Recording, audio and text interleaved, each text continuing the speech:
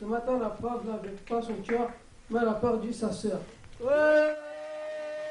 Les 4e F étaient plus motivés que d'habitude cette semaine au collège Picasso. 2 heures par jour, ils se sont initiés à l'art du slam grâce à 2 magiciens des mots de la compagnie lyonnaise, la Tribu du Verbe. Caricature de mes idées dures à dérider. Mais je force la porte et libère ma petite voix privée de vie. J'en fais une reine de clarté. Des cours hors du commun pour des élèves bien particuliers. Mohamed, Vedat et les autres sont en 4e SEGPA, une section spécialisée destinée aux jeunes en grande difficulté. Les maths et le français, ça n'est pas vraiment leur tasse de thé. Alors le slam, c'est un bon moyen pour s'exprimer et pourquoi pas se réconcilier avec la langue française. C'est positif parce que ça leur donne justement le goût de jouer avec les mots, eux qui ont tant de peine à sortir d'un langage quotidien qui est quand même très limité.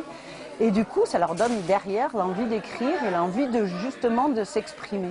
Je te dis bonjour et je cours, je prends la canne, je jette la flamme, je t'aime. Nous, on ne fait pas attention à l'orthographe, on ne fait pas attention à la prononciation, on peut prendre de l'argot, des insultes, des langues étrangères. On peut intégrer de tout dans un slam, ce qui ne se fait pas forcément dans un cours de français. Le slam, c'est la liberté d'expression et souvent, les élèves en difficulté ont beaucoup de choses à dire derrière leur agitation permanente. Justement, aujourd'hui, les élèves devaient lire un slam de leur composition en public devant d'autres collégiens. Un exercice souvent difficile, mais très valorisant. La plupart des jeunes ont un manque de confiance en eux. Surtout quand ils sont dans des classes assez spéciales, des classes spécialisées, ils se sont poussés vers l'échec constamment. C'est-à-dire qu'ils ont toujours tendance à dire « j'y arriverai pas, je ne sais pas, c'est pas pour moi ». Et donc ce qui est intéressant avec le slam et ce qu'on fait dans les classes, c'est de leur montrer qu'en une demi-heure, ils sont capables d'avoir un texte, de faire de la poésie, de faire des rimes.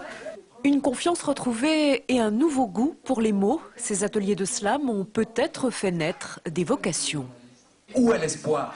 Même mes pages sont illusoires, aucun rempart ne pousse l'histoire au retard. C'est déjà trop tard.